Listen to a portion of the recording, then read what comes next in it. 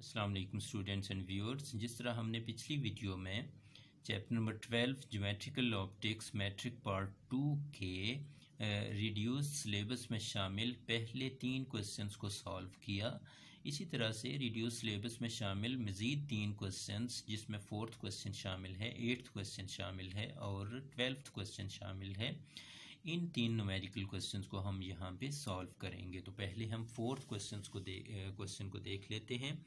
तो 4th numerical question है कि find the focal length of a mirror, यानी फोकल लेंथ आपने फाइंड करना है that forms an image 5.66 centimetre behind the mirror, जो कि 5.66 सेंटीमीटर की दूरी पर एक इमेज बनाता है बिहाइंड द मिरर, और जबकि object is placed at 34.4 centimetre in front of the mirror. Object 34.4 centimetre front पर पड़ा हुआ है और इमेज 5.66 सेंटीमीटर दूरी पर बिहाइंड द मिरर पड़ी हुई है, यानी बनती है।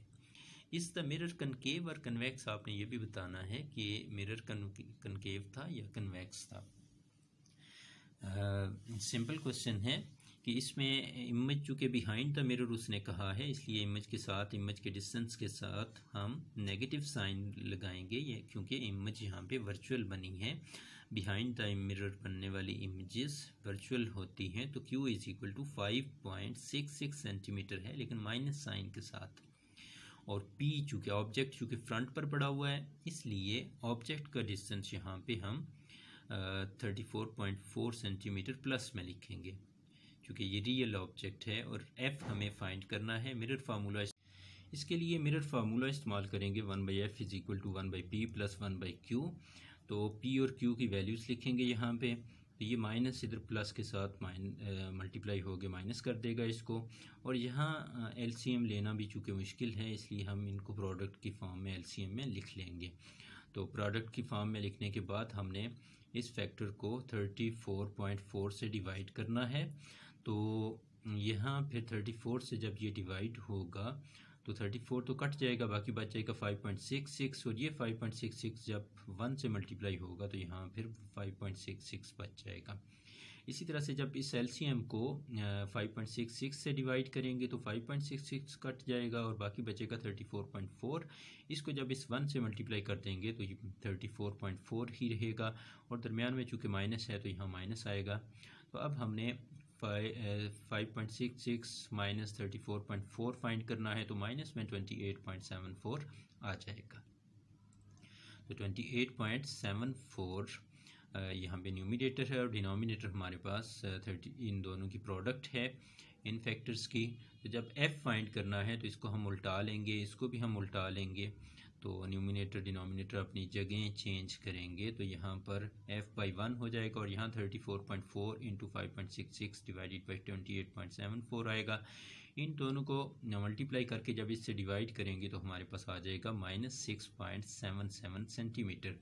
तो F चूँकि नेगेटिव आया है, फोकल लेंथ नेगेटिव है, यानी प्रिंसिपल फोकस वर्चुअल है, जिसका मतलब है कि मिरर कन्वेक्स है, क्योंकि कन्वेक्स मिरर का प्रिंसिपल फोकस वर्चुअल होता है। बढ़ते हैं नेक्स्ट क्वेश्चन की जानिब, और नेक्स्ट क्वेश्चन है 9th क्वेश्चन, जो हमारे रिड्यूस सिलेबस का हिस्सा है। तो 9th क्वेश्चन की स्टेटमेंट पढ़ लेते हैं। मुझे ऐसे लग रहा है कि जैसे पहले मैंने इस 9th क्वेश्चन को 8th क्वेश्चन कहा है आपसे, तो याद रखें कि 8th क्वेश्चन शामिल नहीं है बल्कि 9th क्वेश्चन शामिल है। तो 9th न्यूमेरिकल क्वेश्चन की स्टेटमेंट है, an object 10 centimetre high is placed at A distance of 20 centimetre from a concave lens.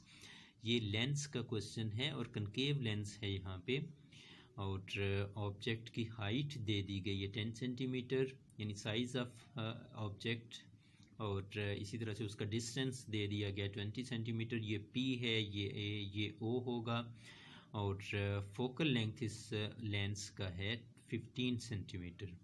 तो आपने पोजीशन और साइज़ ऑफ द इमेज दोनों चीज़ें फाइंड करनी है, यानी Q भी फाइंड करना, I भी फाइंड करना है, और आपने इमेज की नेचर भी बताना है।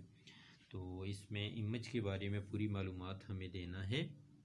तो यहाँ height of the object O given है 10 सेंटीमीटर, ऑब्जेक्ट का डिस्टेंस गिवन है लेंस से जो कि 20 सेंटीमीटर है, और चूँकि ये कनकेव लेंस है और कनकेव लेंस का प्रिंसिपल फोकस वर्चुअल होता है, लिहाजा इसका जो फोकल लेंथ होगा वो माइनस में आएगा 15 सेंटीमीटर। तो आपने Q भी फाइंड करना है, साइज़ ऑफ द इमेज भी फाइंड करना है, Q distance of the image होता है, और नेचर ऑफ द इमेज भी फाइंड करनी है। तो फार्मूला हमें पता है लेंस फार्मूला और मिरर फार्मूला एक जैसा ही होता है, 1/f is equal to 1/p plus 1/q इस्तेमाल करेंगे। यहाँ से 1/q को सेपरेट करेंगे तो 1/p इस साइड पे जाके माइनस हो जाएगा, साइडें भी चेंज कर लें और उसके बाद हमने यहाँ पर वैल्यूज़ पुट कर ली। तो 1/f की जगह -15 लिख दें जो हमारे डेटा में शामिल है वैल्यू, और p की जगह आप 20 लिख लें तो 1/-15 -1/20 हो जाएगा।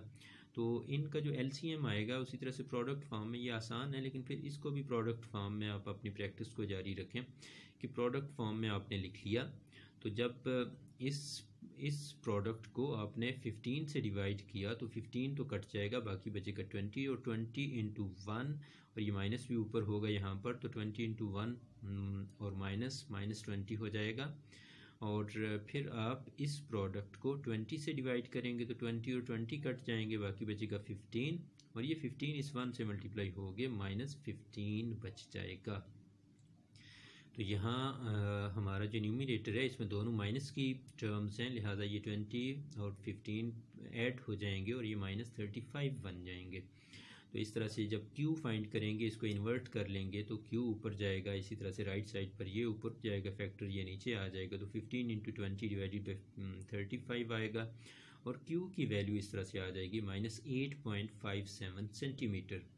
तो Q के साथ माइनस साइन आया है, इसका मतलब है कि इमेज जो बाद में करने वाली बात है वो पहले कर देते हैं कि माइनस साइन आया है, तो इसका मतलब है कि इमेज वर्चुअल है और इरेक्ट बनी है और डिमिनिश्ड बनेगी, क्योंकि ये दोनों बातें जो हमें इसके साइज़ से पता चलेंगी। हम दोबारा इसको डिस्कस करते हैं। अब देखें कि हमें मैग्नीफिकेशन का फार्मूला इस्तेमाल करना है। मैग्नीफिकेशन होती है ratio of the size of image to the size of object या distance of image to the distance of object. तो I/O is equal to Q/P। तो I को इधर ही रहने दें, O को इस साइड पर ले जाएं तो Q इंटू O/P हो जाएगा। तो Q हमारा 8.57 है, माइनस को आपने इग्नोर करना क्योंकि ये नेचर को बता रहा है, और मैग्नीट्यूड के लिए इतना काफ़ी है। O हमारा 10 सेंटीमीटर है जो डाटा में गिवन है यहाँ पे। तो यहाँ अगर देखें तो नीचे P आता है, P भी डाटा में गिवन है, और ये है 20 सेंटीमीटर यहाँ हमें डाटा में गिवन है। तो इनकी प्रोडक्ट को डिवाइड करेंगे तो ये आ जाएगा 4.28 सेंटीमीटर। तो इस तरह से ये छोटी इमेज बनी है, 4.28 सेंटीमीटर इसका साइज़ है, मतलब ऑब्जेक्ट की निस्बत इमेज का साइज़ छोटा है। इसका मतलब है कि इसको हम कह सकते हैं छोटी इमेज बनी है, और इसको टेक्निकली हम डिमिनिश्ड भी कह देते हैं। गो के यहाँ 10 सेंटीमीटर के मुकाबले में इतनी ज़्यादा डिमिनिश्ड भी नहीं है, लेकिन फिर भी इसको स्मॉल इमेज कहेंगे। और याद रखना हमें ये है कि कनकेव लेंस से जो इमेज बनती है वो हमेशा वर्चुअल बनती है और इरेक्ट बनती है और डिमिनिश्ड बना करती है, यानी उसका साइज ऑब्जेक्ट की निस्बत कम हुआ करता है। तो नेक्स्ट क्वेश्चन को देखते हैं। नेक्स्ट क्वेश्चन है 12.12। The power of a convex lens is 5 diopter. At what distance the object should be placed from the lens so that its real and 2 times larger image is formed? तो हमें object का distance find करना है ताकि उसकी image real बने और 2 times larger बने उससे। सिर्फ पावर यहाँ पर गिवन है, तो हमारा डेटा फिर बन जाएगा कि power P is equal to 5 dioptre. Object का डिस्टेंस हमें फाइंड करना है, जबकि मैग्नीफिकेशन 2 है। तो यहाँ हम पहले पावर के फार्मूले में से फोकल लेंथ निकाल लेंगे। हमें पता है कि पावर बराबर होती है 1/f के, या यहाँ से f बराबर आ जाएगा 1/p के, और p आ गई है 5 डायोप्टर, तो 1/5 या ये आ जाएगा 0.2 मीटर के बराबर फोकल लेंथ। तो चूँकि नॉर्मली यहाँ पर डिस्टेंसेस हम सेंटीमीटर्स में ले रहे होते हैं, इसलिए इसको सेंटीमीटर में कन्वर्ट करेंगे तो इसको मल्टीप्लाई करते हैं 100 से, तो ये आ जाएगा 20 सेंटीमीटर फोकल लेंथ हमारे पास। अब हम मैग्नीफिकेशन का फार्मूला इस्तेमाल करेंगे, m is equal to Q by P. तो यहाँ से q आ जाएगा m इंटू पी। तो m यानी मैग्नीफिकेशन उसने डाटा में हमें बताया है कि 2 टाइम्स लार्जर इमेज बनेगी, इसलिए मैग्नीफिकेशन 2 आ जाएगी। तो यहाँ 2 लिखेंगे तो q की वैल्यू आ जाएगी 2p के। इस तरह से हमारे पास q की वैल्यू भी आ गई, f की वैल्यू भी आ गई। तो अब हम लेंस फार्मूला इस्तेमाल कर लेंगे, और लेंस फार्मूला होता है 1/f is equal to 1/p plus 1/q। तो यहाँ वैल्यू लिखेंगे q की, तो 1/p तो है ही है, और q की वैल्यू भी यहाँ हमने देखा 2p के बराबर है, तो 1/2p हो जाएगा। एलसीएम लेंगे, 2p एलसीएम आ जाता है, तो p जब डिवाइड होगा तो 2 बच जाएगा, और 2 इंटू 1 2 आ जाएगा, और 2p से डिवाइड होगा तो 1 बचेगा, 1 इंटू 1 1 आ जाएगा, तो 2 प्लस 1 आज यहाँ होगा, जो कि 3/2p हो जाएगा। ये तो आ गया 1/f is equal to 3/2p। तो इसको अब हम देख लेते हैं कि हमारा f किसके बराबर है। f हमने यहाँ पर फाइंड किया, f is equal to 20 centimetre. तो इस तरह से 1/20 इज इक्वल टू 3/2p आ गया। तो क्रॉस मल्टीप्लाई कर लें, ये उधर जाके 2p हो, 1 से मल्टीप्लाई होके 2p हो जाएगा, और 20 इधर जाके 3 से मल्टीप्लाई होके 60 हो जाएगा।